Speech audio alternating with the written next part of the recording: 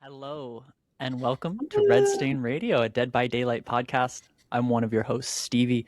I'm joined by my wonderful co-hosts, Madison and Bryson. Hello, hello. We're so excited for this one. This is episode 30 of Red Stain Radio, and today we're taking a little break from Dead by Daylight specifically. We're instead going to talk about the favorite new games to us that we played last year, 2025, games we picked up, games that released and we jumped on. Just whatever we found ourselves digging on. Now, a little bit of housekeeping. We're still in January, so we're still running our $30 gift card giveaway for the gaming platform of your choice. Hit us up once you win, and you'll get $30 wherever you play. You can win this by clicking the Jot form link in the description. This is our satisfaction survey. We really, really want to hear back from all of y'all. If y'all are listening right now, please take a chance to fill it out. You could win, and the feedback you give us is immense. This will help us kind of figure out what we're doing right, what we're going to be doing for the next bit of this year, and just how we kind of frame this podcast, because we kind of have ideas and we're kind of, taking a limb right now where we're doing something not Dead by Daylight. And I don't know, I'm a little scared about how this is going to go, but I want to hear how everyone likes when we do side content or when we do more personal stuff. I want to hear from y'all. Your feedback means a lot, and you have a chance to win. Submit that form by the end of January 31st, and we'll announce the winner first week of February. Yay! On to some sad little news. If you're listening to this right now, you've missed your chance. Michael Myers has left the Dead by Daylight store. So is Lori. Don't forget Lori. No, she's not on my heart. Rip Lori. That's right, the whole Halloween chapter. Michael Myers, Laurie Strode, both characters you can no longer purchase from the store. This also means the Realm, Haddonfield, and the map Lambkin Lane, one map is gone.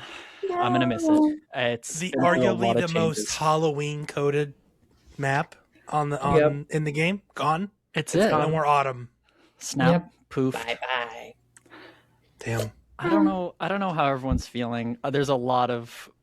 I think the worst take you can have right now is that it's good that something's gone. You can be indifferent, but it always sucks.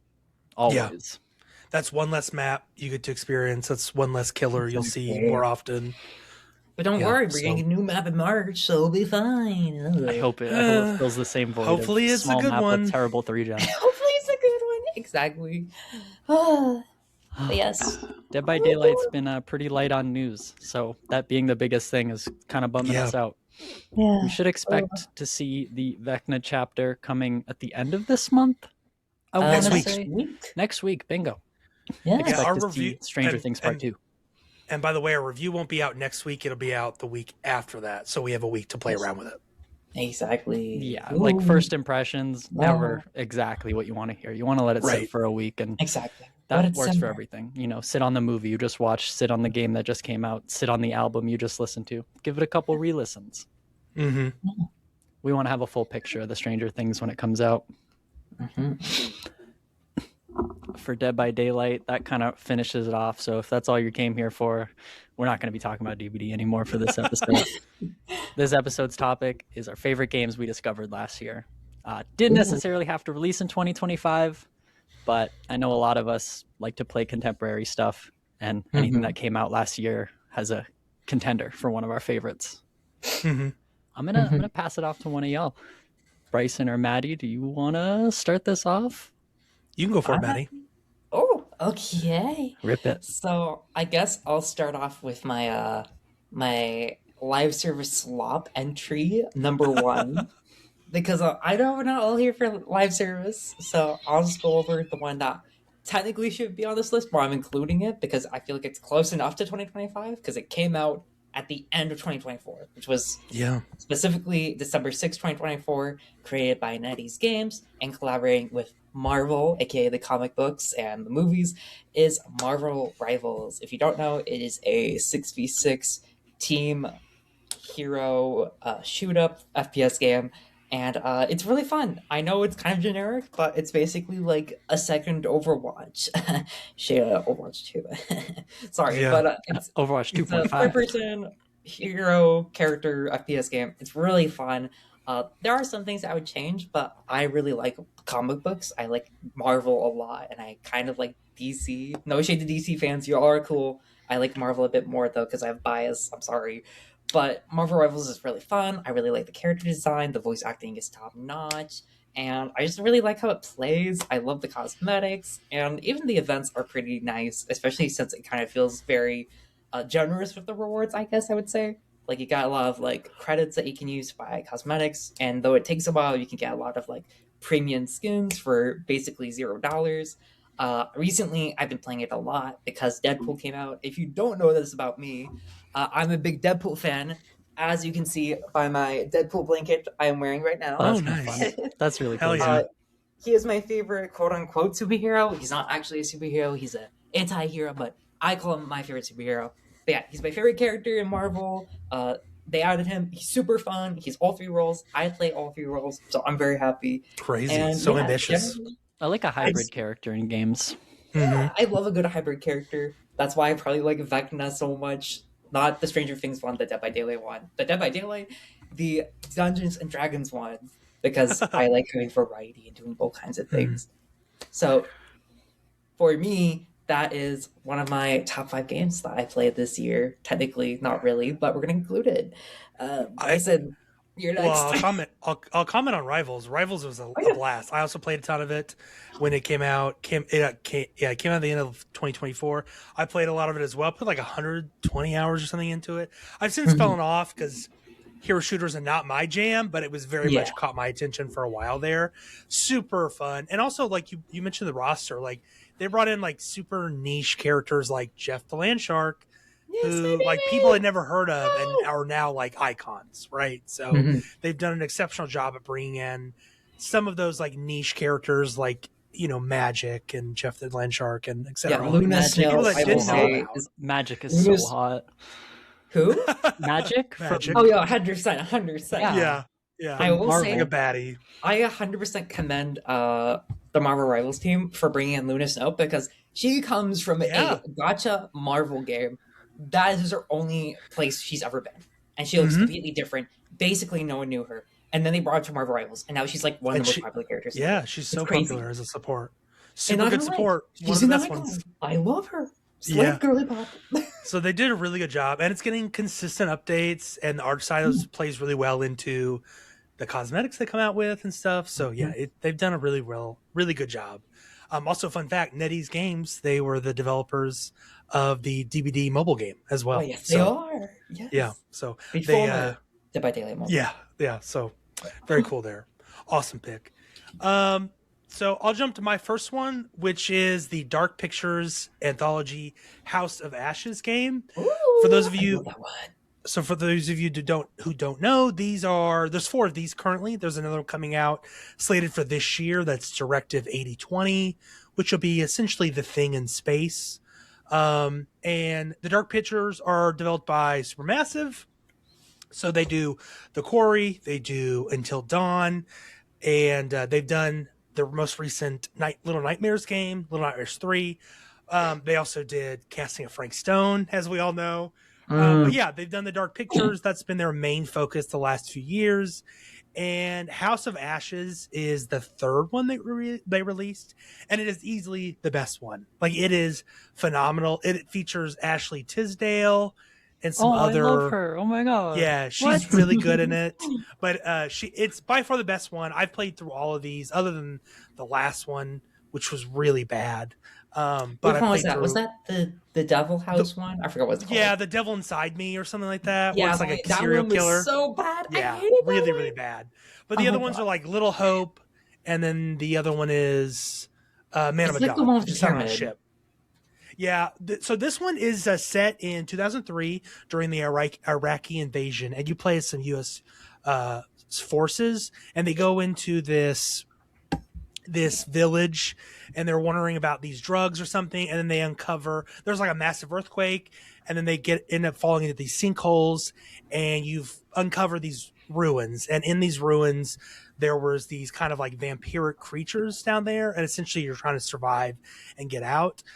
You play as a couple U.S. soldiers, and then you also play as a Iraqi Republican Guard, who's kind of on the opposite side of them, giving you a different perspective. But it's really cool in terms of how they structure it, it's very action packed, and you're like really trying to figure out what these creatures are and what they can do. It's by far one of the better ones, and the characters are actually all likable.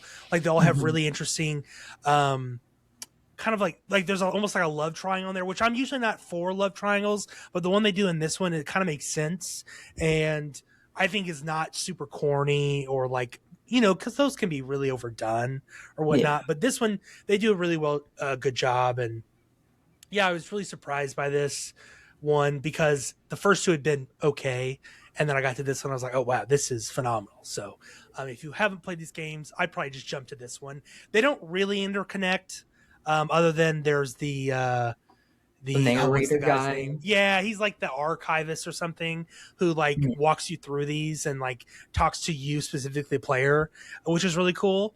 He's not coming back for Directive 8020, which is a bummer. Yeah, if you haven't checked out these games, I'd recommend it. No, they sound fun. I mean, like as far as single player supermassive games go, I'm glad that their formula can still work, especially for original stuff, especially for stories they want to tell. Yeah. And for me, I really liked Little Hope. I really like the story in that one. Even if it basically kind of is just two endings, I really liked it. I thought it was really interesting. And not gonna lie, I was dumb and didn't pick up on the little subtle foreshadowing of the big reveal, which I won't spoil because it's a pretty good reveal. I won't say it. Yeah, but, it is. Yeah. But I like Arc Anthology. I love them, even if not all of them are perfect. Cough, cough, devil in me. Yeah. But Man of Medan is also kind of stinky.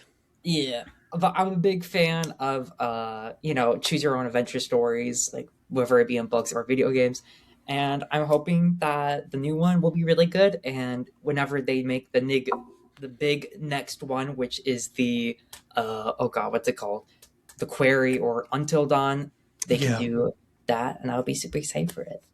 Yeah, when the Quarry came out, that one was a huge comeback for them from being kind of like nobody knew who they were. They were like, oh, it's the Until Dawn people, and then they're still making it. And supposedly there's an Until Dawn sequel coming out. Ooh. There's like a rumor of that. So Until Dusk. Until Dusk. Yeah. All right. I'm going to jump into mine. My first game I remember jamming on 2025 was Repo. Picked that one up in March with my friends. Semi-Work is the developers and publishers behind Repo, REPO. On Steam, when it kind of released, it released to like very little fanfare. I remember they used to have the like creepy emoji smile face as their entire picture. And they've since rebranded a little bit to show the cute little robots you play as. But when I first got it, I did not expect it to be such a fun time. I thought it was going to be like sloppy asset, copying things. But then I realized it's like a fun little handcrafted game where you play as little robots with your friends and you go into a haunted house or a haunted science research base or a haunted wizard's school, and you just have to clean up. You pick up, $1,000 worth of gems and technology.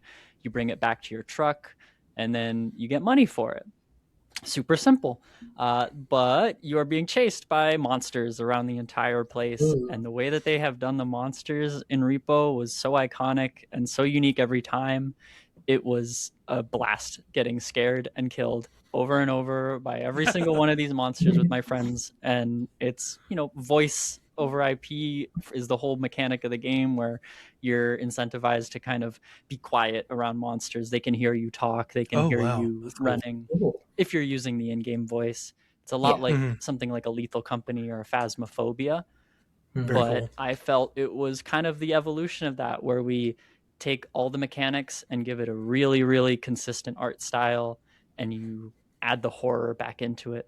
Lethal Company, when that came out, had a ton of horrifying moments and a lot of scary encounters. But I think the gameplay kind of got limited into what you could actually accomplish in each run. Repo felt like there was always a way to succeed, always a way to clutch, even if your team is all dead and you can revive them. You just have to escape the giant floating head. I fell in love with Repo after the first few hours, and me and my friends still visit it. I'm a huge fan of co-op, especially horror. Horror co-op is such a unique blend where you can share in this scary moments with your friends. It's like when you're survive with friends for that first few hours and everyone is getting to learn the game and figure out all the new things and it's all wonderful. Repo was that for me at the start of 2025. Awesome. I played a little bit of Lethal Company. I played a little bit of Lethal Company. I haven't touched Repo. I know it's very Lethal Company-esque and kind of like in the this term can sound derogatory, but like the friend slop age. Yeah. Although that's just like the friend slop games, which we'll talk about more of those later tonight, I'm sure, as it's on your guys' list. But I've seen clips of this. Like TikTok has really blown up these games with Lethal Company and such, and Repo it being another one. Like you see all sorts of variations of this, but it's cool that Repo found its footing, and I think I've seen Queso play it a bit with some other streamers, and it's a good time. No, yeah, friend slop is going to be a theme on my list, so get ready for that. I have at least one friend slop on my Not a problem. They're good games. They're so good games, despite what your name. I like playing games with friends and having fun and laughing with my friends. Friends are some of my favorite things ever. There's more I would include that are more friend slop, but there's only so many times I can be like, this one. Yes, but they're all good. Honestly, I know I'll get hate for it, but a lot of the friend slop games are really fun. I'm sorry. Yeah, they're always a blast. And the fact that they're only like less than $10, and you're gonna put so fun, yeah. You're gonna put, you're gonna spend a weekend or two with friends playing them. You'll easily get your money's worth in a couple playthroughs or even one sitting. Like they're totally worth it.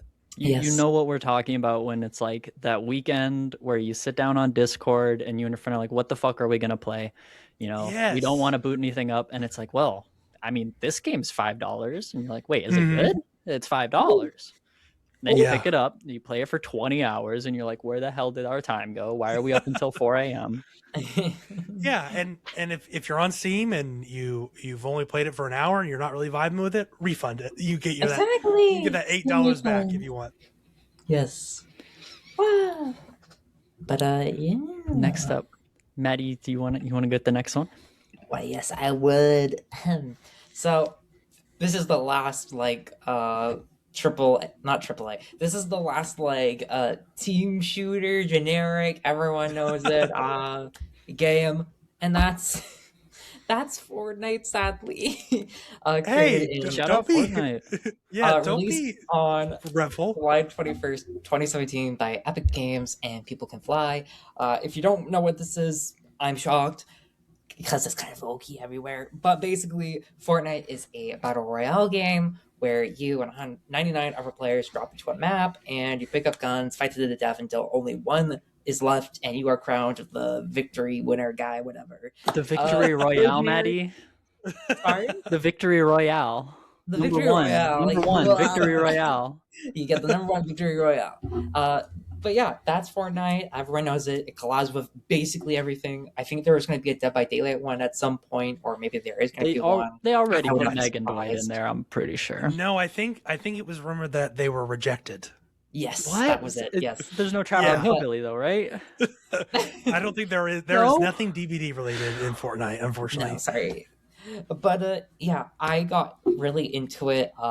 Well, I first played it for a couple weeks when they released Hatsune Miku, because I love Hatsune Miku, and then I dropped it. But I really got into it this year, and not gonna lie, I love it. It's really fun. It's something just to train your brain off, try and do some challenges, do some quests, do the battle pass, and just have fun. And I really like it because when I'm too stressed, I just play that, and then I just play it until I get bored or I want to do something else. It's just a very I don't want to say mindless game, but it's a very safe game. Whenever I feel kind of sloggy or I just feel bored, I just pop into Fortnite. It's like, wow, this is fun. I like looking at the skin I paid $5 for. It's awesome. Yahoo. Yeah, and they get a lot of cosmetics too. Yes. The only reason I know so much about Fortnite is because my partner plays it religiously. Yeah. And he loves it. He loves it. So if anyone's playing DVD with me, you can probably hear him in the background screaming about something. But yeah, Maddie, you're totally right. Fortnite has become, I would say it's less of a game now and more of a platform. You can live in Fortnite. Like they have a Lego survival mode and just Lego stuff. They have like my boy partner plays murder mystery where you're trying to figure out who the kill. Like it's just like got all these games similar to Roblox. Like you can launch into all these types of kind of community made games. It's really cool. So yeah, it's I totally get it being like a comfort game. That totally makes sense. And Maddie, when you play, do you touch a lot of those modes, or do you just like to play Battle Royale with I friends? mainly play Battle Royale. I'm going to be honest. I played the that's Liquid okay. game mode like once, and I was like, "This is fine." But it was like Ninjago themed. It's like unlock your Spinjitzu, and I was like, "What the fuck does that mean? What the fuck is that?" It's just no clue. like I know Ninjago, I know what that is, but it's like press the E key to do a spin. I was like, okay, and then it's like you have to go get the ice key from the Ice Bear God. I was like, the what now? And I was like, no, thank you. I remember sticking to gun, go pew pew till everyone's dead. I'm very simple. Do you do no build? Yeah. I do know, yes, of course I do know build. That's what I mean. Like I would be a no build person too if I played. There's a reason why it has a higher player count. Not gonna say why. Ooh. Yeah, yeah. Like when I hear my girlfriend hop on with friends from like back home, and they just hop on Fortnite, or the friends from back home are just playing Fortnite with each other, and they're just crushing, just sweeping up lobbies, and I'm so proud of them. Yeah, goodbye 7-year-olds. Get owned. Yeah, it's huge. It's just like in constant collapse. Like Simpsons, they just had South Park. Yeah. Like they're currently SpongeBob. doing. Yep, SpongeBob. And like when they first added like Alan Wake and Naruto, I was like, they could go anywhere from here. Literally. Yeah. That was probably me with like Goku and stuff. I was like, Dragon Ball never collabs with anything. And then as soon as I saw like Goku in it, I was like, oh fuck, they can literally do anything. What the fuck? Mm-hmm. Yeah, they get like niche characters sometimes. Yeah. Like you mentioned Alan Wake. It's Alan Wake before Alan Wake 2 is pretty niche. Like kind of a cult classic. It's kind of crazy we got it in DVD too, but yeah, I mean, they also have like a Dead Space collab, which I'm familiar with, which is bizarre to me, but that's a thing. But yeah, crazy. It's grown. Crazy that it started out as a PvE, like zombie survival base building game. Yeah, crazy that it started that way, and then that Battle Royale was like a side thing. Yeah, and now these incredible. All right, I'm gonna pass it to you, Bryson. Another game, please.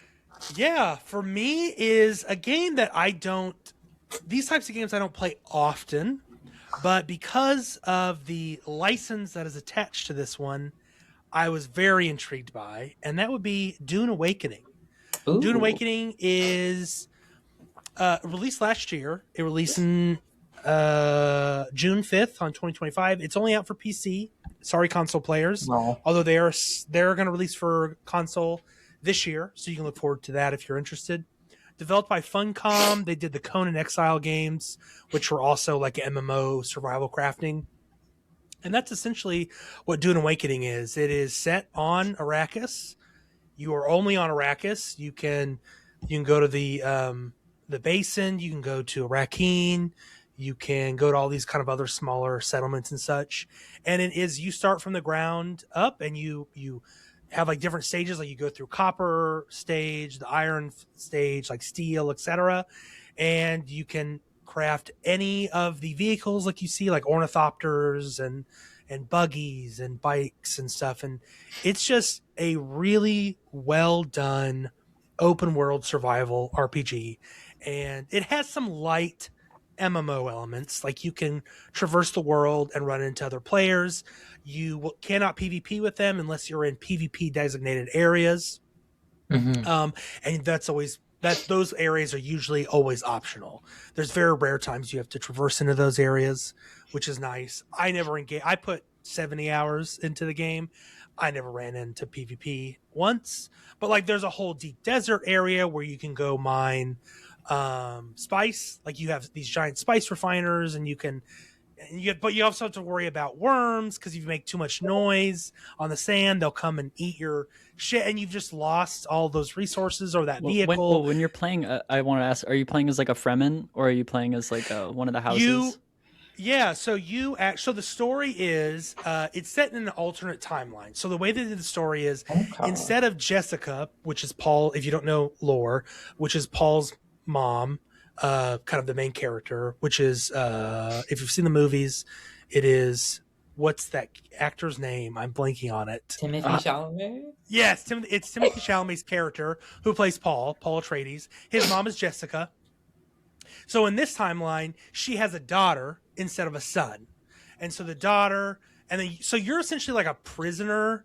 And I don't quite remember all the story. I kind of skipped through some of it. But like there is a story that you can follow, certainly. But it's essentially like you crash land on the planet from the Imperial. So you're not part Fremen. Essentially, the Fremen have been wiped out in this timeline. And you're kind of following their steps. Because that's kind of the whole point of Paul Atreides. He's supposed to be Paul Muad'Dib Atreides and right. So this is kind of like a parallel version where they've been wiped out, but there may be remnants of them, and you're trying to find them potentially. But it's really cool. They do it really well. Like there's a whole tree you can unlock, or equipment tree, and it's just it's so well done. I played it solo, and I played it with some friends.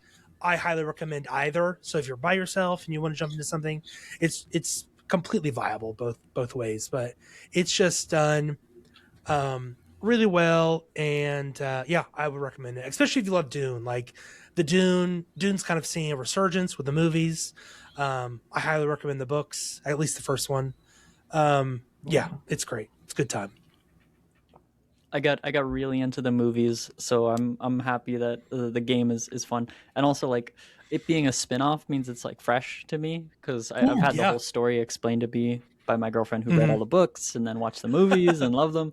So like I know a little bit more than what the movies have led on. So me hearing that like this is where it pivots like is fun because that's kind of part of the prophecy is that Lady Jessica was like, you know, she's supposed to have a kid because that's how you get the heirs, and it's a matriarchal kind of I forget the name of it, like the secretive order of the ladies, the Bene Gesserit. The Bene Gesserit, yes, yeah. You can't be a guy and be a Bene Gesserit. So the way they've been pulling the strings is they've been like creating these women heirs who become the like all powerful psychic controllers of each house. But she has a kid. She has Paul Atreides, and he's actually the prophesized one to come and change everything. But without him, I guess your character's the protagonist now. Yeah, and there are characters from the books and the like there's like big characters. Like there is I don't know if you run into Jessica, but like there's other characters from that appear in the movies and the books that will appear in this and cutscenes. They very much have their own style because it is an alternate universe. They have their own voice actors and such, but it's really cool. And then you can like, they have skill trees where you can like go into like being a Mentat, or you could put your points into Bene Gesserit skills or whatnot. Like, and then there's the Atreides, and then there are the starter car that you can put, like you can faction or side with one side or the other, and they'll give you cosmetic benefits and such. So they've done a really good job at kind of building it out so it's playable. So I highly recommend it. Also, did you know there's a Bene Gesserit show on HBO? What? My parents watched it, and I was like, "What you guys watching? Is it the Doom movie?" And they're like, "No." And I was like, "Ooh." Yep, it's essentially the creation of the Bene Gesserit. It's essentially like highly recommend it. It's pretty good. For saying that. Oh my god, I need to put my girlfriend on. It's on HBO, and I think it's been renewed for a second season. Ooh, that's like an origin story. Like I could bore everyone for like 20 minutes right now just talking about Dune lore, and I'll kind of hold my tongue. This is a Dune podcast now. Sorry, I'll hold my tongue. But yeah, it's I don't like Red Spice.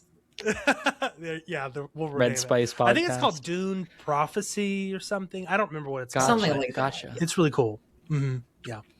But yeah, Dune Awakening, check it out, guys. I don't play open world survival games much anymore. They're very much like a one and done kind of thing for me. But this was the one for me this year, and they knocked it out of the park. All right, I'm gonna jump into my next one. Yes, and I see this on our list more than once, but I'm fine with that. The game I picked up next in June, I started playing Peak with my friends. It's when it came out. We kind of picked it up as soon as it dropped. We heard from like one or two friends like this game is Peak. it's amazing as far as like co-op adventure goes. I was so bad. I was atrocious when I first started playing it, and it felt so embarrassing to be bad at this cutesy little climbing game where you're like a little Boy Scout, Girl Scout, and all you got to do is climb a mountain. Just get to the top. Super easy. And then you start playing and you're like, okay, well, what can I do? I have a little stamina bar. Oh, everything drains my stamina bar. If I get hurt, I lose stamina and I can't climb. If I get poisoned, I lose stamina and I can't climb. Yeah. Such a fun management game where you're like giving your friends granola bars and running from zombies now and trying to avoid tornadoes.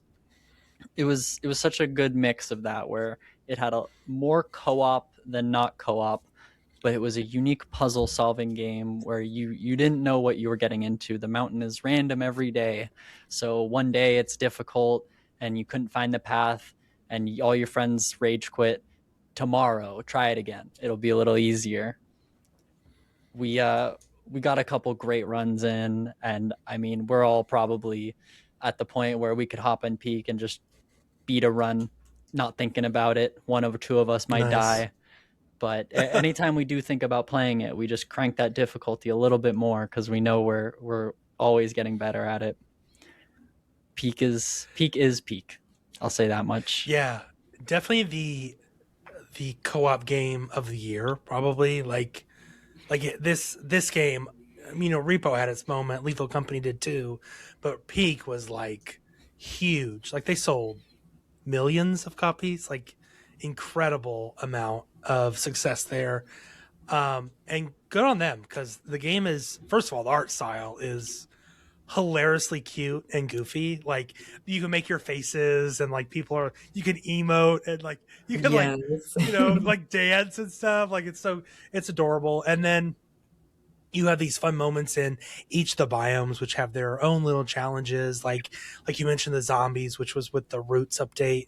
This mushroom zombified version of one of your teammates coming at you. It's like, what is happening, or what is that, or like you mentioned the tornado, or when you're in the desert and the sun is like blistering and you're burning. Like they've really included a lot of interesting aspects to it. And then of course the management side of like that stamina bar is your life bar. Like if you don't get rid of some of those things like poison or thirst or whatever, like you're not going to make it. So it's kind of cool. And it's nice that they do one of the things that friend slop games I think have a hard time doing is when you die, you're kind of dead. Like, but this one you're a ghost, you can follow your folks around, and you can also help. Like you can like ping things in the world and stuff, which is nice. So they kind of circumvented that problem I thought Fred Slop games usually had. I like the resurrection mechanics of Peak were so interesting to me too. Most of the time, it's like, oh well, okay, you died. We'll get to the checkpoint. You'll respawn. Peak has one of those. If you die on a mountain, once they get to the campfire at the top, they can resurrect you at a shrine before you move on to the next section of the mountain. However, if before you die, they get your unconscious body and they can put you on their back and carry you all the way to safety. And being able to save a friend who's fallen into lava, you pull them out and you're like, get the med kit. We got to patch them up.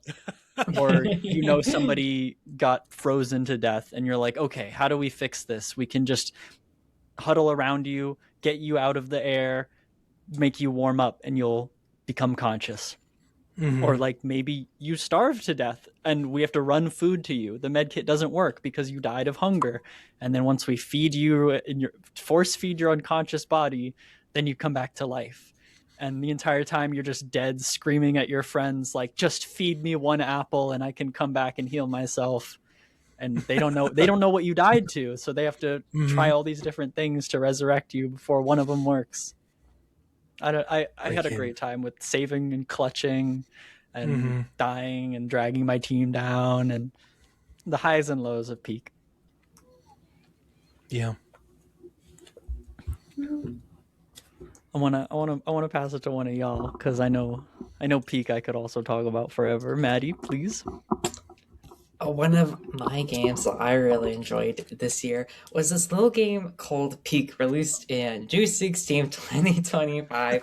How was Peak? What's that game like? Well, well, let me tell you about Peak. Peak is a friend slop co-op game where you okay. Enough of that. Yeah, your audio didn't Getting skip. You on didn't a go back 5 minutes. yeah, but I agree. Peak is so great. But we're gonna move on from that. We're gonna talk about a kind of friend slop game in quotation marks, and that is Elden Ring Night Rain, released May Mm. 30th of this year by From Software Inc. It is a co-op game where you and up to two other players drop into a pre-generated map where you have to go around killing enemies and collecting loot. You have to eventually fight some bosses, and you do about this like 3 times through a day and night cycle as a storm slowly encroaches on you, forcing you to fight a final boss. And then you eventually go to like this new area, and then you fight the final boss that you queued up for. It's kind of like Monster Hunter a bit, but Elden Ring combat, like Dark Souls esque. It's really fun. I love the different characters you can play as. I love the different weapons you can try out. You can do sorcery, incantations, and it's just really fun to just mix and match characters and also use like gems to upgrade them to make them stronger. And if you kind of don't like how they look, you can pop on a new outfit for them. It's really fun. I will say my only complaint is that the DLC apparently wasn't very good that came out recently. And also, not to judge, the story kind of sucks, which is kind of obvious because the story is kind of disconnected from everything else because it kind of takes from Dark Souls, Elden Ring directly, and a little bit of Mm. Bloodborne, I've heard. And it's very unconnected to everything. It's kind of its own thing. It's more about the gameplay than the story. And I really enjoyed the gameplay, so I didn't really care about the story. But yeah, it was like a solid like 7 or 8 out of 10 gaming experience. Really fun. My only problem is after a while it loses replayability. But besides that, really Mm. fun. Blah blah blah. Did you really vibe with Elden Ring then? Just the Yes, normal I Elden love game? Elden Ring. I have hundreds of hours in it. I beat the game. I beat the DLC. I will Nice. admit though, I was a bit of a pussy because I beat the DLC using Bleed. However, I did beat the natural like base game pretty easily using I don't even remember what it was. I think I used actually no, never mind. I've cheated my way through both those games. I used Blasphemous Blade. Never mind. Never mind. That's fine. Hey, That's the way to if do it's it. in the game, why not? Mhm. Why I is it will say cheating? I You only know? used Blasphemous Blade at the end. And I also used Bleed at the end. Everything else was pure Frostbite. I'm a Frostbite girly. It's basically no better than Bleed, but it was funner. I dare say it was fun. Judge me. I had no idea you were into Souls-likes, Maddie. I That's cool. am, yeah. Elden Ring was my first one, and I was Oh, wanting to get nice. Dark Souls 3, but I'm not gonna lie, I've been kind of waiting on it for sale for a while. You But should. I You Mhm. should really wait for enjoyed it on Elden Ring. sale. I want to play Dark Souls 3, Dark Souls 2 maybe. Probably not Dark Souls 1 or Demon Souls, but I'm a Souls girly. I like Souls likes. So me. Awesome. I'm on the complete opposite spectrum, and I don't want to touch those things with a 10-foot stick. I Oh my I I god. find I always say this. I want to enjoy my video games, Mm, but like they're very much a masochistic kind of game. Like you're gonna beat yourself up over not getting that boss, and you have to restart a run or whatever. Not my cup of tea, but I see the appeal for sure. mhm. I will say, Yeah. like, as far as Souls games go, like I didn't make it very far into the ones I did play, but I learned a lot about myself playing them. It's you learn a lot about how you Hmm. play and how Mhm. you cope with not winning and how there's a lot of emotions. And I know Night Rain Yeah. kind of the purpose of it was to kind of add the official co-op Dark Souls game going on, but I Mhm. know that the base game has its own little story, and I think as far as Elden Ring and like other Dark Souls go, Night Rain might be contender for like wackiest storylines. Oh, 100%, yeah. They're just so like they've had their time to say, okay, here's what we can do, and here's what we can just blow out the water and make it super odd. As far as Dark Souls goes, making something odd is seems like the norm, but I think Night Rain Hmm. kind of was everyone being like, "What the fuck is going on?" Which is Yeah. classic for Dark Souls, Yeah. and So most of the story's hidden behind like dialogues and Yeah. journal entries. I was Yeah. about to ask how is the story told because there Yeah, are there it, cutscenes? it's a Are lot there of journal a lot of entries reading? and I was like Yeah. gonna say for Night ambiguous Rain things. specifically, it's like Elden Ring, where it's like a mix of cutscenes and item descriptions, which is kind of my main complaint about Elden Ring. Which I won't say here. Maybe we'll do it as like another episode for April Fools or something. Like critique of Elden Ring. My main critique of Night Rain is that the story was very ambiguous, which is fair. That's like the Souls like thing. But like it was weird because it felt like at the beginning they were like, "Here's the story, okay? Like, ooh, there's the darkness, the nightfall, the night is taking over. We gotta stop the encroaching night by fighting these lords of darkness, lords of night. I forgot what they're called, and then we have to take their souls so we can fight the true Lord of Night." I was like, okay, slay. And then as soon as you beat it, you get the one of the most what the fuck is happening ending cutscenes. Because like, not to spoil it. Okay, I'm gonna spoil it. 5 seconds, listeners, before I spoil the ending of Night Rain. 5, 4, 3, 2, 1. You like end up using the soul or something to like sacrifice it to like this dead body in the church, and then you become a tree person that's been kind of in the like skybox the entire game. There's like hundreds of like tree dudes, and you become one, and then you just kind of march off with the rest of them, and then becomes day again. Like, what the fuck does that mean? Which What the which fuck does that character did you mean? play? Sorry. Because I think each character has like other stories. They do have like their own little backstories, which I feel like is a lot better explained, but for the main story, it makes no sense. It also makes no sense because 3 of the playable characters get unique endings, and then the rest don't. They all get the same ending. It's like, what the fuck does this Okay. mean? What the fuck does this mean? Like the main Interesting. guy, he can sacrifice himself to like become the next Lord of Night, which is like, okay, Wildin on it. The hunter guy, I forgot his name, Iron Arrow or something, just kills the dead guy that's already dead by just stabbing it, and then he leaves. And then I don't know Duchess's because I didn't beat it as Duchess, but it's just it makes no sense. I get that that's supposed to make no sense, but it kind of gets infuriating because it's like I don't even know what the story is. What the fuck is going on? But yeah, that's Night Rain. I love it. Hell yeah. That's Yeah, good I know a lot news. of people vibe with it, so that's cool.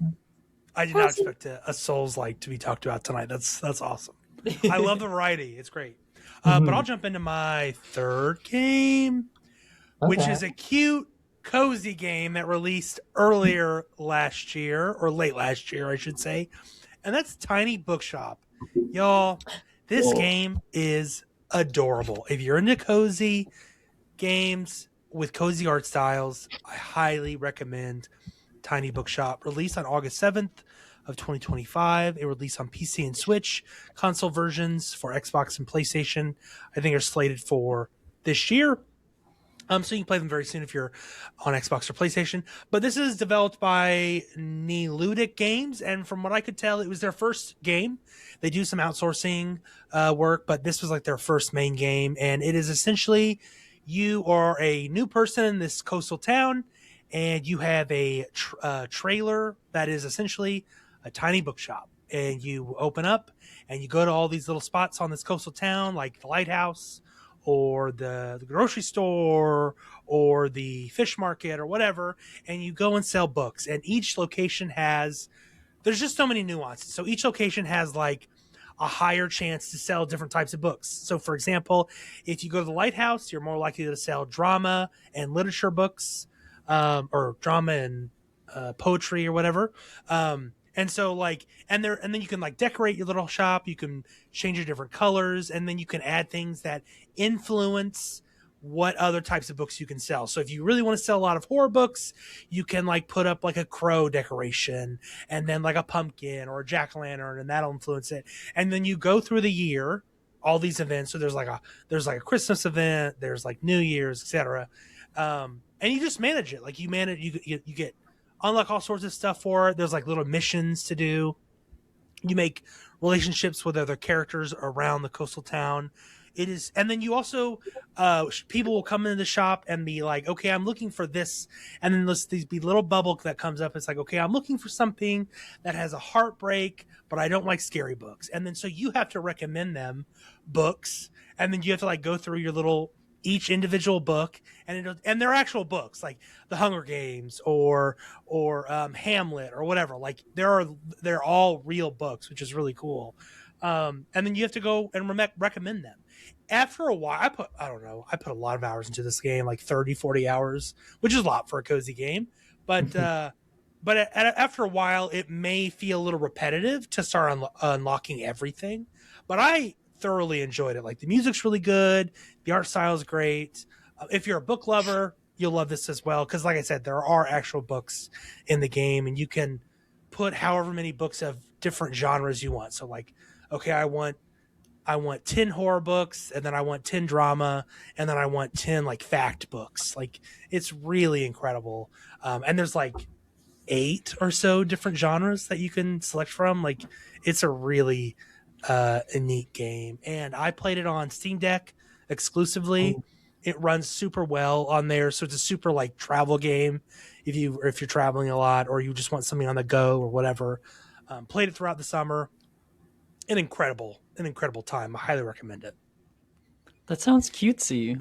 It's so cute. It's so cute. And like, if I had more books that I read, I think that would be way more appealing. Like, if you're somebody who is well read and being able to recognize, like, some deep cut titles that you're selling, you're like, oh, the bookstore I made has this for sale. Of course, I'm recommending this book to this random person. Oh yeah, it has. And like, sometimes you'll get like weird recommendation asks, and then you'll recommend something, and they're like, oh, that's not what I asked for, when it clearly was. Like, there's some weird goofiness like there, but like you can recommend Dune, or you can recommend Dune Messiah, or Lord of the Rings, or whatever. Like, ruin their life by recommending them Dune Messiah. It's like, hey, that really good first book? Here's the sequel. So it's a great one. So if you're looking for like a cozy, like 20-ish hour experience, that one's it. Yeah. That's pretty precious. I think to pivot for me, this one is not cozy. My August game of last year was mouthwashing.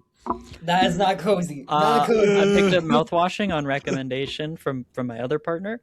Mouthwashing came out in 2024 by Wrong Organ, published by Critical Reflex. Critical Reflex published a ton of horror games, indie stuff in last year, and I guess the year before is when they fucking hit it off right with mouthwashing. I was recommended it because I was like, I'm looking for something scary to just sit down and play. I've been playing too much Dead by Daylight. I want something else scary. And this thing just fucking ruined me. It is pretty dark tale about workplace horrors, what it means to be stranded at work, what it means to be stuck in space, drifting, and no sense of hope for all these characters, and watching them break down in your arms. You're uncovering like the past between them as they've worked on this spaceship freighter and the secrets within it. Secret number 1, it's full of mouthwash. And that reveal just kind of sets the whole tone of like, what's the point of life? What's going on? Why are people hurting each other? And you just get freaked out the whole way through. It's so hard to keep track of everything in your head, but as soon as the pieces start clicking into place, the story is fucking terrifying.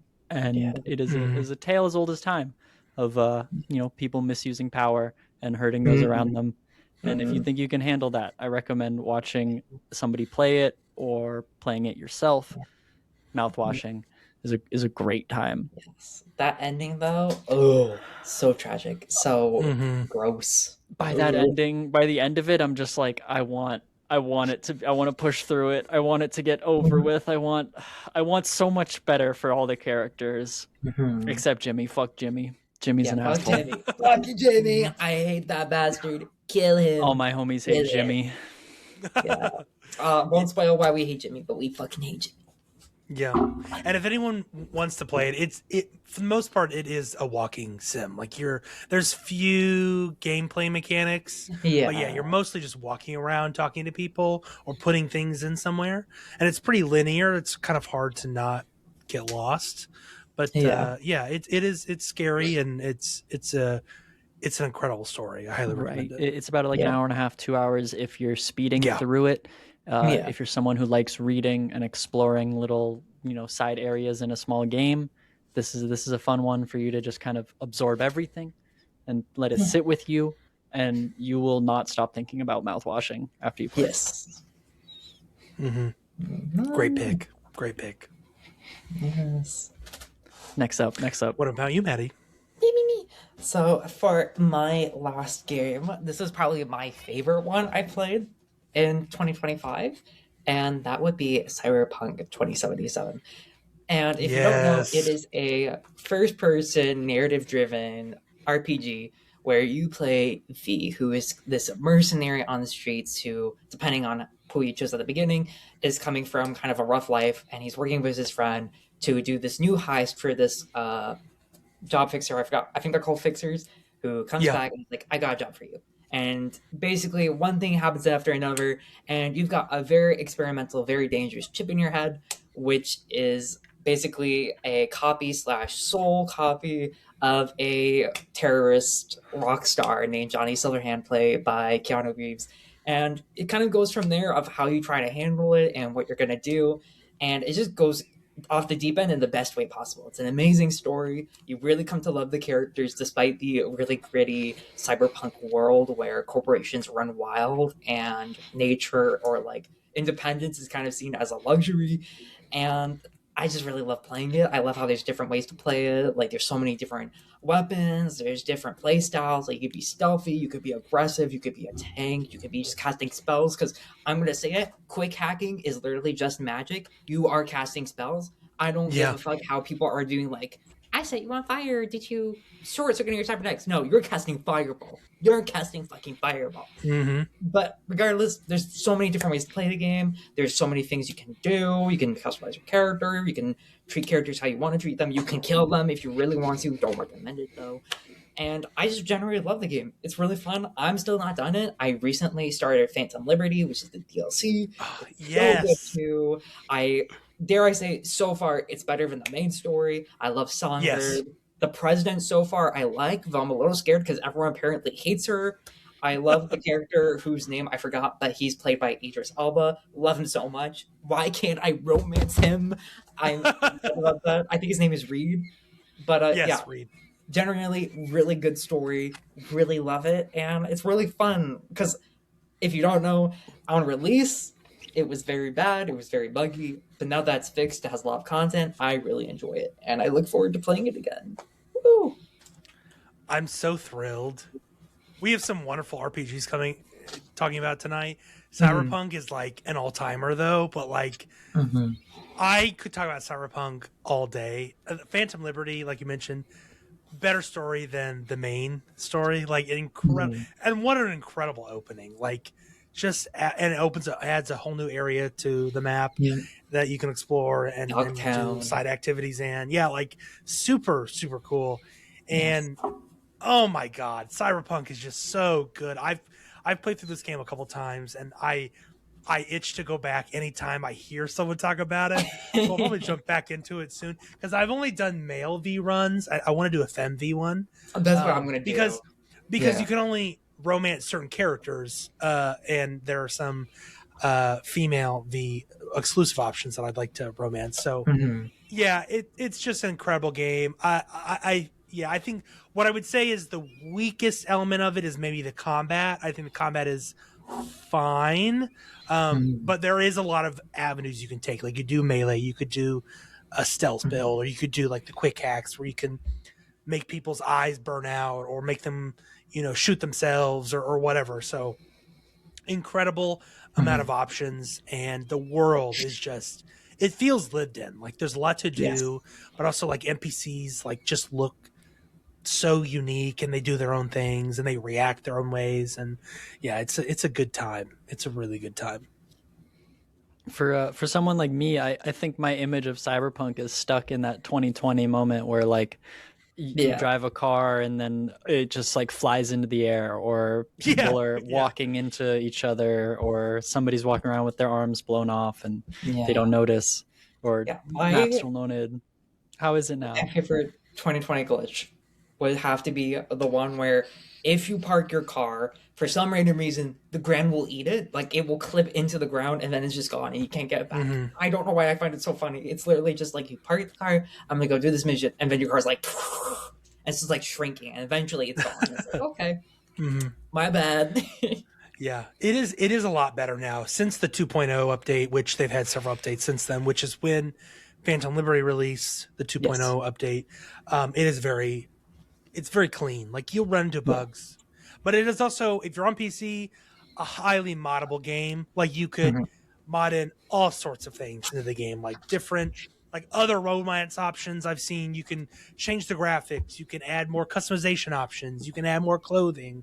You can add more quests and new areas. Like, it is very similar in that like Skyrim. That game has been carried on by mods. Cyberpunk will very much be that way in 10 years. And still is that way now. I foresee that being it. Like it's a platform for all of your big high-tech cyberpunk style mods and worlds. Exactly. Yeah. Really, really good. Well, I guess that takes us to mine, which is probably one of my favorite games from last year that I played. I'm super into horror, and I think this is the second horror game on my list. This came out last year, September 5th, 2025, and that is Chronos: The New Dawn. This filled the Dead Space-shaped void in my heart. This was developed by Bloober Team. It is a sci-fi survival horror game. It's third person. It's set in the far future after apocalypse has taken place, and you play as what is known as the Traveler. And the Traveler is tasked with going back in time before the apocalypse and extracting people's essences, is what they call them. But they're essentially their minds or their souls. And that's essentially what you're doing. And so you're traversing this world. You're facing these creatures called orphans, which are essentially just people who have been afflicted by this apocalypse. And they're essentially creatures or people that have not been able to be absorbed into the biomass that is all around the world. And so they're called orphans. And there's different variants. They might spit on you. And then they also can merge. So maybe you kill one, it's like, oh, it's dead. But then you have two more over here, and one will run over and start to merge with it. And then it gets stronger. And then you just spend more ammo to kill that stronger one, which is really, really cool. And so this is by Bloober Team. They've done things like The Medium. They also did the Silent Hill 2 remake from 2 years ago. Playing Silent Hill 2 remake and this game, these Bloober Team is like probably my favorite horror developers at this point. Like they're just killing it in the survival horror third person genre that I love, that I like. Dead Space is my favorite game of all time. This fills that kind of void, and it is just an incredible experience. It is also very hard. It is much more difficult than Resident Evil or Silent Hill or Dead Space. Like ammo is much more scarce. You have this fire ability where you have to burn those bodies to get rid of them, otherwise they can merge. So you have to use it sparingly. And just like ammo is really scarce and resources are really scarce. So and the story is like really mindfuckery. Like I played through it twice, and I still didn't quite get everything. So then I looked up an analysis of it, and so like I got it now, and I've been wanting to get back to it because it's had a few updates since then. But it is just an incredible story and also just a great game. It doesn't do anything crazy different or astounding. It is just a solid third-person survival horror game that I would recommend to anyone if they love those types of games. No, that's super cool. I'm glad you got more Dead Space. What was that, Maddie? Yeah, yeah. I mean, Bloober Team, they've not done anything exceptional before this, other than Silent Hill. But they're definitely on my radar now because they did a great job. But check it out. Highly recommend it. Chronos: The New Dawn. Okay. Chronos: The New Dawn. Ooh. Very spooky. Maddie, did you have one more you might come up with, or me? No, I'm all done. You're done. All done. You're done. Up to me. Yes. For me, one of the last ones I had fell in love with of last year was Warhammer 40K Space Marine 2. Ooh, I was a big fan of Space Marine 1. Probably like a decade ago when that actually came out. And I played that like crazy in middle school, and I was like, whoa, Space Marines are so cool. And then, I mean, as an adult, I still think Space Marines are cool as hell. Yeah, they are. I picked this one up a year after it came out. It came out in 2024, but I grabbed it when it was on sale. I told myself, like, I love the first game, but I'm not spending all this money. I'm too broke. So I'll wait for it to Mhm. go on sale. And I'm glad I did, because it is a much more fun experience than the first game, as far as just like the power fantasy goes. In the first game, it was pretty much just like a tight cover shooter. It felt a lot more like a Gears of War with 40k and orcs slapped on it. The story was a little kind of goofy, and they just pulled a couple things here and there. But 40k Space Marine 2, they kind of built it around co-op, so you can play it with a friend and or two. Yeah, they kind of intend for the story to be up to 3 people. So if you have 2 friends who are into Space Marines, or you just want to get a feel for what Warhammer is like, this is a great entry as well. It throws you right into the middle of like a big all-out conflict where humanity's basically losing, and you're going to be one of the underdogs fighting this alien tyrannid swarm. And then as you start figuring things out and getting closer to the truth of what's happening, then other forces come in. Now you're fighting the Tyranids and the Chaos Marines. And the Chaos Marines are much more dangerous because they can get you and get to your allies and change their minds. So it's a great picture of what the 40k universe can have.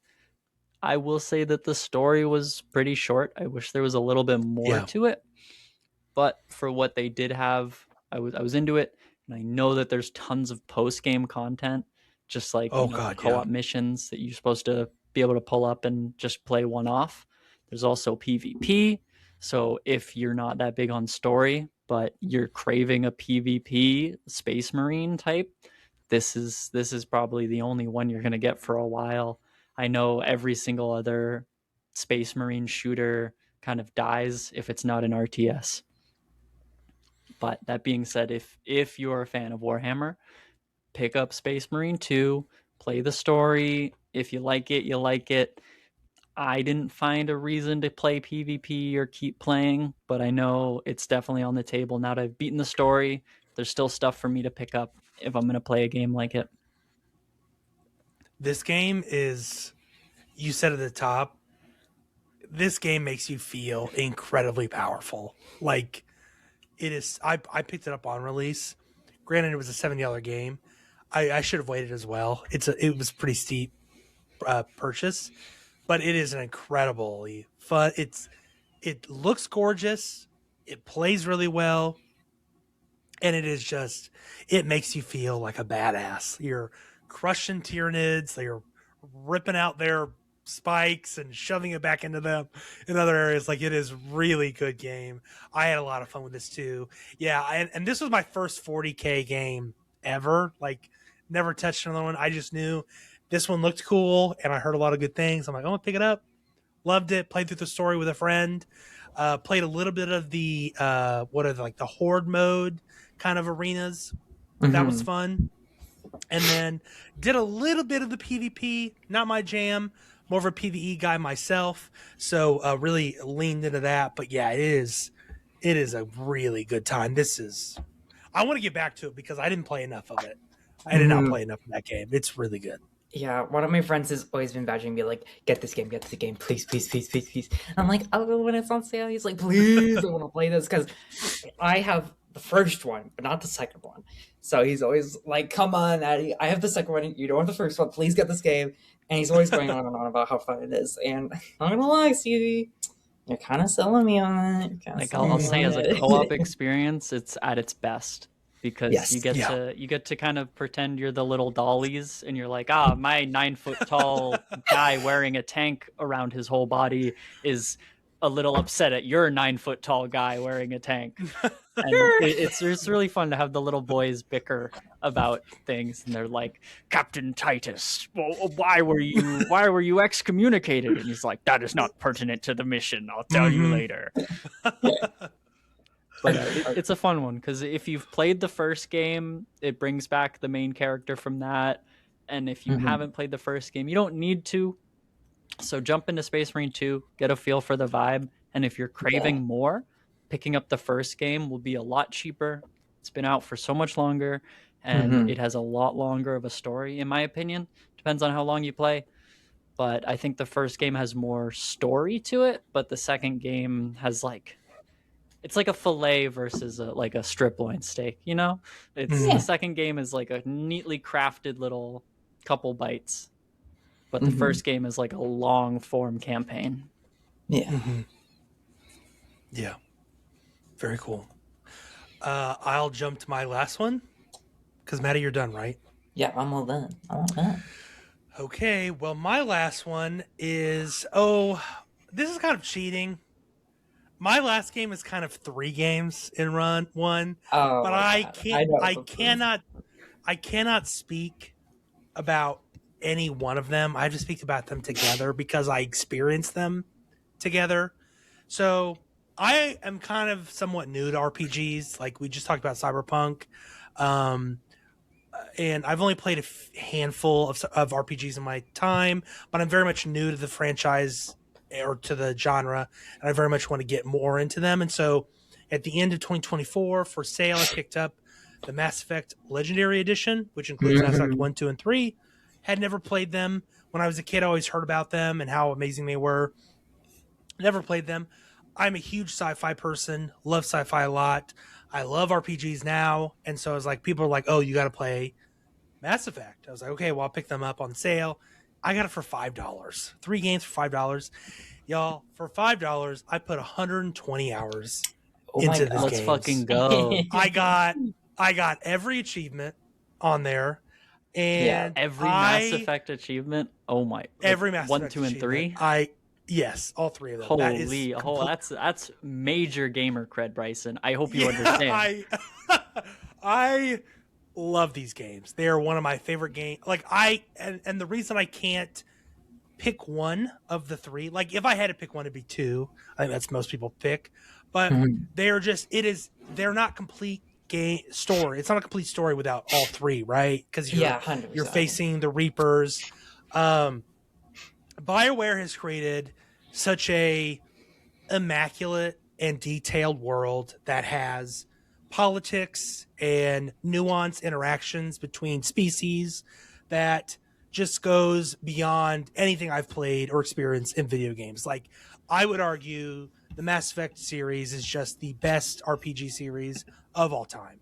Like, the fact Well, that you can take your decisions from one game and move them into the next game and then the subsequent game, and all of those have influences on future choices you make and interactions you have with other people is just the fact that that hasn't been done since then is incredible. Like, we have not had that in any other game. Like, it is incredible what they've done. And then just the characters are just memorable. Like your party members, like Garrus and Liara and so like Thane, like so many, and you can romance so many of them. It is just incredible, and like I just don't know what to say because it's just an incredible experience, and in my opinion, one of the best RPGs in mhm. just like it is the best RPG ever. Like, Yeah. if you have not played these games, I'll give you a quick rundown. It's set in the very far future. You are play as Commander Shepard, femme or masculine, and you are tasked with. You kind of start to uncover this alien race that essentially are called Reapers, and every few cycles, which are like every several centuries, they wipe out all uh, unique life or not intelligent life in the solar system, and then they restart a cycle. And so you're essentially trying to stop that cycle. And there's a lot of ways there's a lot of obstacles you have to go through to do that. And it is an incredible experience. Like, 2 is just phenomenal. Like, you have a huge selection of characters that you can play alongside of and interact with, and all of them so memorable. Like, it's such a good time. And the fact that they've put so much detail into like how Solarians interact with uh humans, or like it's just so like all the species have like history with each other, and like there's all Mhm. this lore, and it's really really well done. And Like, why don't we have a bunch of these games? Like, oh yeah, we have Andromeda. I don't want to tell you what happened to BioWare, Bryson. I don't want to tell you. I know. What happened to BioWare. I know what happened to BioWare. EA gutted them, and they made several bad games like He Anthem ate and them Andromeda, like back to Kronos back. ate his young. Literally, like, ah. But it just.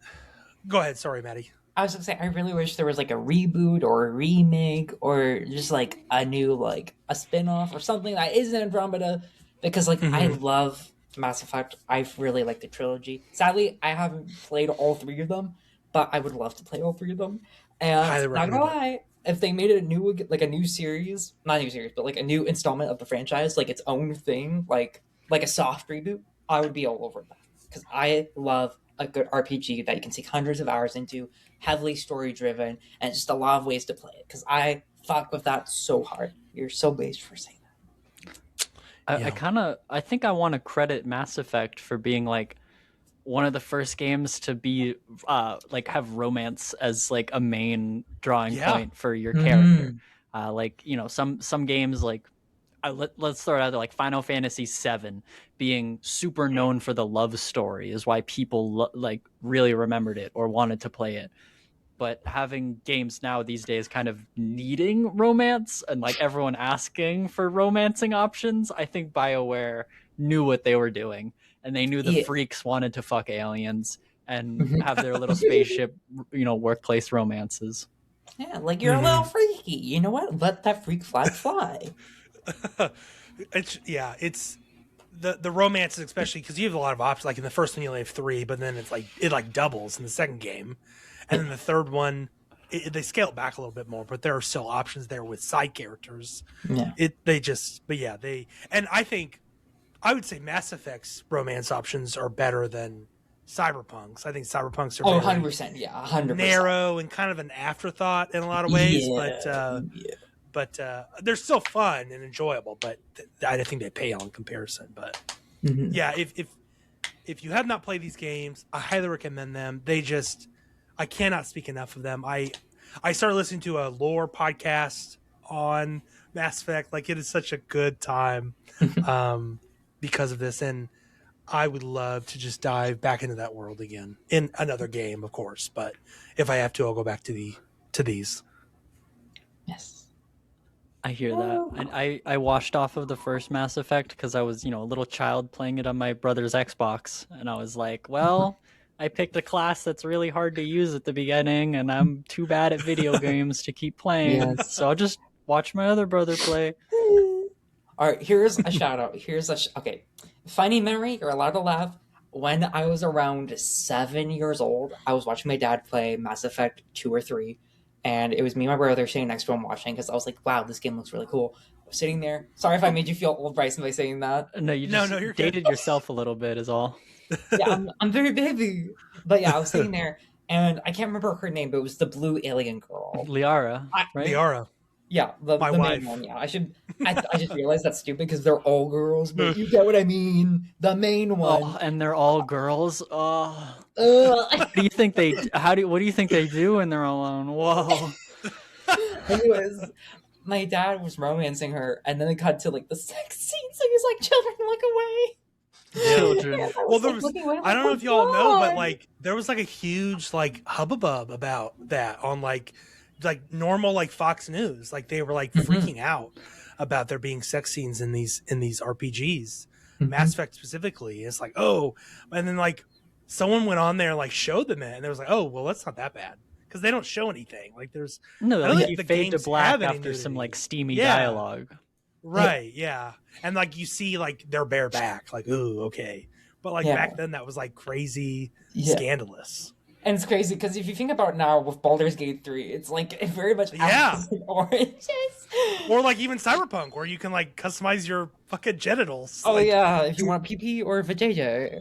Yeah, and like you could customize your fucking pubic hair. Like it's wild how far it's come. But yeah, it's the Mass Effect romances are great. And like my go-to was always Liara. I romanced Thane in 2.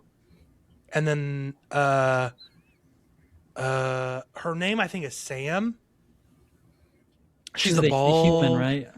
Yeah, the bald chicken too. She was supposed to be, apparently I learned this. I was playing FemShep. You can only romance her as Mask Shep, Mhm. and which is a crime because in her, when you dialogue with her or when you talk to her, she's talking about being like with couples, like, and she's definitely at least bi.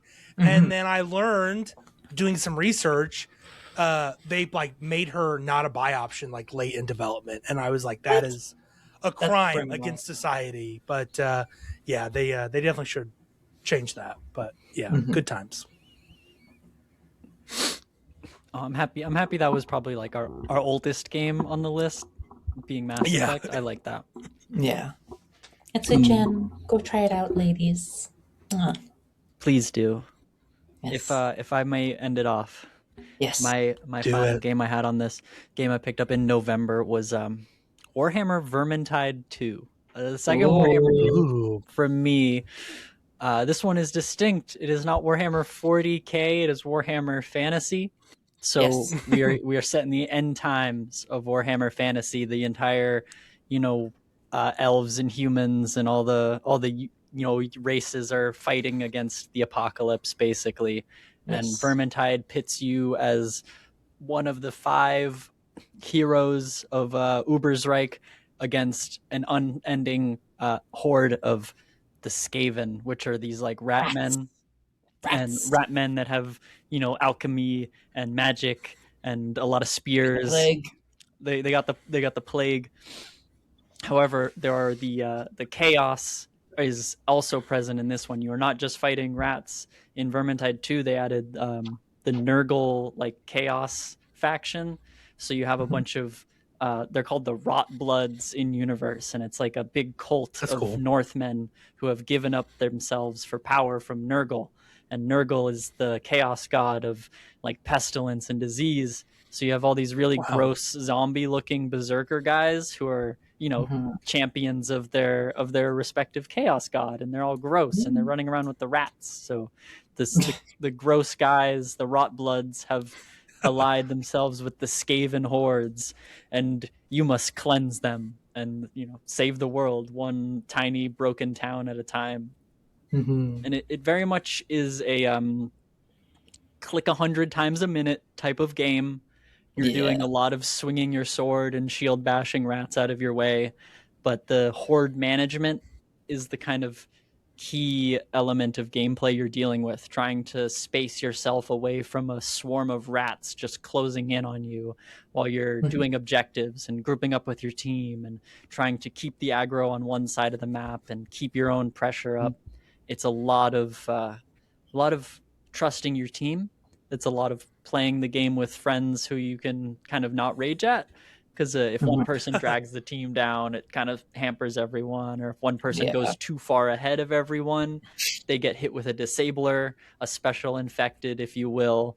Like how Left 4 Dead does their. You have the horde Mm. of normal zombies, and then you have the two or three big guys who are in the middle of the horde, making them stronger by using their special attacks, and you can't get to them until you clear the horde out. So Vermintide has that, where you have the special rats who have special equipment for disabling you or shooting fire at your whole team. And Mhm. it's a great on the Damn. fly. Who can handle that guy over there? Somebody get him so we can all make the objective. It's Mhm. great fun when you're playing with people. It's a lot of adrenaline, and I only put 40 hours into it when I know it's the type of game that people have like thousands and are Yeah. still Hmm. playing it. I will, however, say that Vermintide 2 has kind of been superseded by Warhammer 40K Darktide, which is a very Okay. similar style game where you're fighting a horde of enemies in the Warhammer universe, but Darktide is set in the 40K universe where you Yeah. have the Space Marines and you have the Imperium of Man, and it's Yeah. all across the galaxy. Oh. Vermintide 2 kind of keeps it in the fantasy roots that Yeah. Warhammer was made in. And Yeah. it's a little forgotten, but I think as far as keeping the fantasy aspect of Warhammer alive, Vermintide 2 is where you get that juice. I played a little bit of Vermintide 1 specifically, and I really enjoyed it, so I can only imagine the Vermintide 2 is really fun. So. Based on Oh yeah, Vermintide 2. I picked it up for like $1 when it was on sale, but I Yeah, it know goes every on now sale and a then it lot. goes on sale for free. Sometimes it's free to buy, and sometimes it's just on sale for ludicrously low. Yeah. I Get think rid I of own it and played it a little bit, but I don't think I get quite into it as much as I wanted to. But Yeah. like those PvE like horror games like Left 4 Dead, Yes. Helldivers, etc. Like those games So are fun. chaotic and always great with friends, and it's always a good time. I live for the Screaming at each chaos. other. I live for the Yeah, like co-op. it's always a good So time. Love fun. this. Yeah, great pick. Great pick. I should play more of that. Yeah. Ah, those were some great fucking games. I'm remembering back, and I had a good year of gaming last year. Me too, honestly. Even if a lot of Yeah. it was live service, I had a lot of fun last year. It was very nice. Yeah, I was playing this little game called Dead by Daylight. I don't know if y'all heard of Yeah, that. yeah, I think somebody recommended me that one. yeah. I think you did Stevie to me Yeah, actually I think the yesterday. worst person I ever met ever said this was a cool game. Dead by Daylight. Yikes. Oh no. Yikes. But a really cool swath of games between all of us. Like, we had some overlap, but also I also learned some stuff about both of you, which I think is awesome. So really happy for Stevie that. is very co-op-y. I'm very live service team-esque. And Bryson is a fucking sci-fi fanatic between Dune, Yes. Yeah, Mass I'm Effect, sorry. Cyberpunk. Don't be He sorry. loves Yeah, sci-fi. y'all, I love sci-fi so much. Like, inject that shit into my veins, please. Yes. Ah! Oh, I'm so happy we went through that. That was a good Yes. time. Very nice episode, ladies. Oh, I And wanna give a shout out to all of our Discord members for answering as well. Y'all were great for helping us kind of Oh, yeah. remember what was cool and giving us a different perspective. I think a lot of y'all had a great time playing video games yesterday. Just reading through our notes, I'm not gonna really pull us through too many of them because we're a little over. Yeah. But no, big shout out to all of y'all in the Discord who also answered this question. Thank you. Thank you, ladies. Thank you, listeners and viewers, for your adding of games that you played this year. All good picks too. Yes. No, legit. Thank you for answering the call, y'all. We're gonna wrap this episode for y'all. We're gonna probably see y'all next week, same time, same place. But that is all we have for you this week, folks. Don't forget to join our Discord. Send us an email, still at redstainradio@gmail.com. Drop us a review on Spotify, Apple, wherever you are listening. Please share this podcast with someone. We greatly appreciate it. Thank you, Maddie. Thank you, Bryson, for joining. Thank you, listeners and viewers. We'll see you in the fog next week.